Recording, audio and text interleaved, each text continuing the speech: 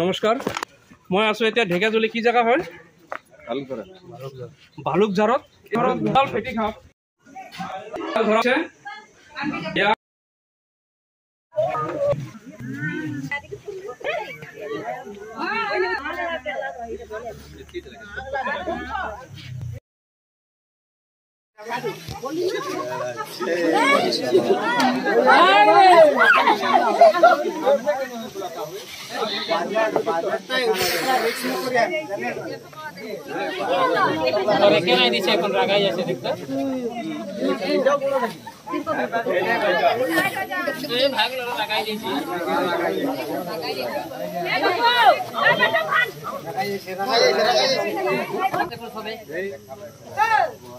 দেখা দেখি বাদ দিয়া গরমত বন্ধ করে দে, বস্তাটা ঢাকি দিয়া এটা হলে পিছতে আর ভেজাল লাগে ঢুকাই দে, বন্ধ করে দে। বাজি দেখ লাগা দেখা দেখি হয়ে গেল।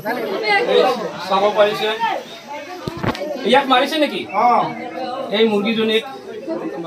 এই মুৰ্গীজনী খাপে খুটিছে, এতিয়া মৰি যাব, নাবাচে, ইয়াৰ বিষ লাগি গৈছে। আৰু এডাল খাপ আছে বুলি কৈছে। হা, আৰু এডাল খাপ আছে বুলি কৈছে। এইডাল খাপৰ আমি বিচাৰিব লাগে। মই ঘৰত ধৰিব আহিছো।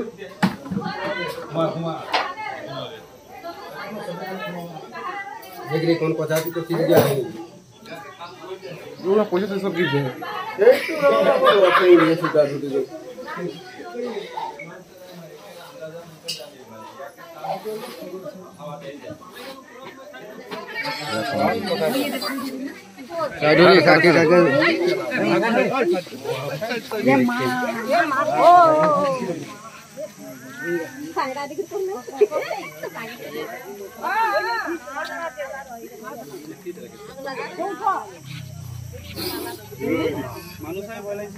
বস্তা আছে কোনফালে হয় নেকি?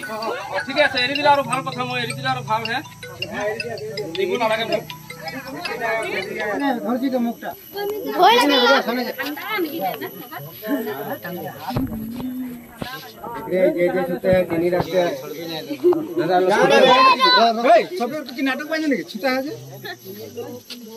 खाली पेट है, खाली पेट भात नहीं खाई। আচ্ছা, সেইটো ওলাই লওঁ, সেইটো আৰু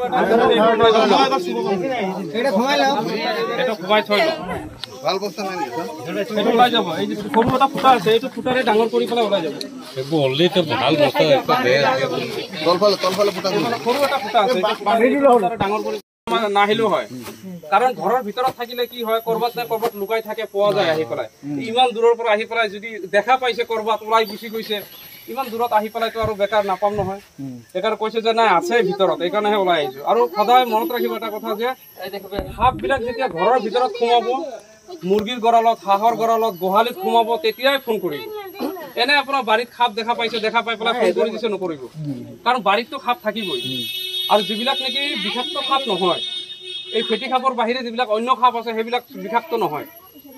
আমাৰ অসমত মোটামুটি আপোনাৰ প্ৰায় 300 প্ৰজাতিৰ সাপ আছে। তাৰ ভিতৰত মাত্ৰ 10টা প্ৰজাতিৰ সাপতেহে বিষ আছে, বাকীবিলাকত বিষ নাই।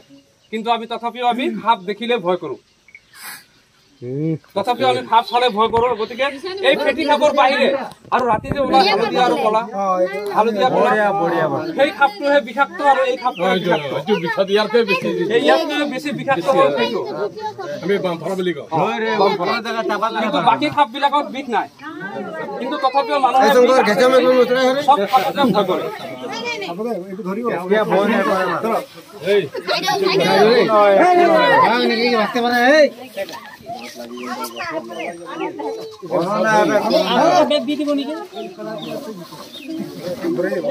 আংটিটা উপৰ লাগে।